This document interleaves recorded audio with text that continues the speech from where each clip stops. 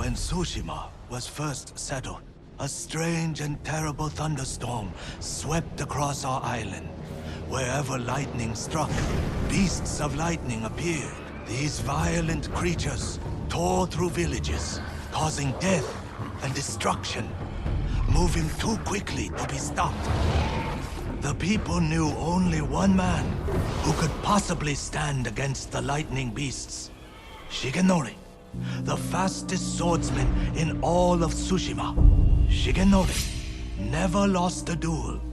With years of practice, he had created the Heavenly Strike, an attack that struck quicker than the eye could follow. Shigenori lured the creatures to a desolate beach in Komatsu, where the sand would slow their movement. Their clash turned the sand to ash and bleached the leaves of trees white. Shigenori's Heavenly Strike cut through them faster than they could move. As the final beast fell, the storm cleared, and Tsushima was safe again. Shigenori began a life of seclusion. Few students found him, and only the bravest and most skilled proved worthy of learning the Heavenly Strike.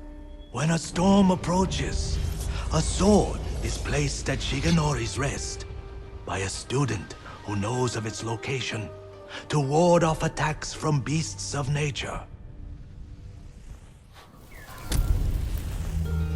Centuries ago, Tadayori Nagao was the greatest archer on our island, famed for his wisdom and perfect aim. The Kami Hachiman himself was so impressed, he gave the archer his armor, light and strong beyond compare. In those days, cruel pirates raided the coast. They threatened the town of Azamo Bay with annihilation. The people fled to safety, but Tadayori faced the pirates alone, wearing his mythic armor. The pirates stormed the town. Tadayori's arrows tore through them. Few survived, but not one blow pierced. Tadayori died peacefully at home. But his armor mysteriously vanished. Some say his descendants guard it still, awaiting the rise of a warrior to defend Tsushima once more. Long ago, an emperor and his palace were plagued by a winged demon. The emperor sent for Uchitsune, the most renowned archer of his time, who wielded a bow blessed by a kami. When the demon next came, Uchitsune was ready, longbow in hand. His aim was truer, and his arrows flew farther than any archers in Japan. Uchitsune loosed a single arrow. It pierced the demon's heart. As it fell to the ground, it cursed Uchitsune with its final breath. Soon after, Uchitsune saw the forms of the demon everywhere. His legendary bow never missed, but each arrow that hit its mark was met with a very human scream. The trail of bodies led to his capture. Though many called for Uchitsune's death, the emperor felt pity for him. Uchitsune was banished to Tsushima Island.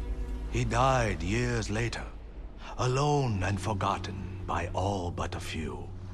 The demon-slaying longbow has remained hidden here since his passing.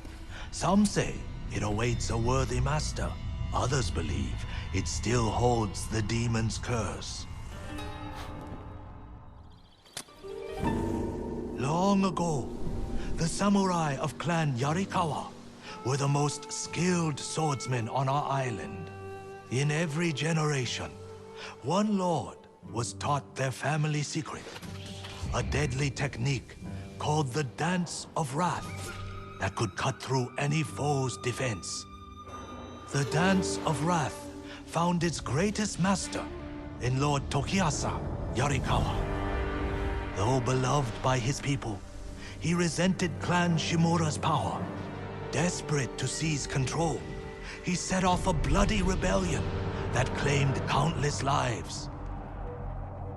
Lord Shimura's father and brothers fell to Yarikawa's Dance of Wrath technique. But with Clan Sakai's aid, Shimura put down the rebellion and executed Lord Yarikawa. Before he died, the traitor vowed to avenge his conquered people from beyond the grave. Now they leave offerings to his spirit at shrines in old Yarikawa's ruins. They beg for their enemies to die, and the spirit of Yarikawa's vengeance answers their calls with the Dance of Wrath. 2.5 centuries ago, Tsushima was terrorized by the Red Hand bandits of Akashima. Around this time, a farmer named Gosaku heard the spirit of a dead samurai calling to him. He found the body, still clad in brilliant armor. Overwhelmed by the armor's beauty, Gosaku stole it. Before long, the Red Hand reached Gosaku's home. Knowing the farmers would lose everything if the bandits went unchallenged, Gosaku donned the samurai's armor. The bandits charged. Gosaku's sword arm trembled in fear. He resigned himself to death. But blow after blow glanced off the armor, and Gosaku did not falter. The bewildered bandits staggered back, tripping over their feet. A mysterious sense of calm suffused Gosaku's body and mind. Impressed by Gosaku's bravery, the dead samurai's spirit guided his blade. Before long, Gosaku cut down the final bandit, and the Red Hand were never seen again. Years later, when Gosaku died, the farming families locked the armor away for safekeeping. Each family holds a single key to the lock. Now terror stalks our island again.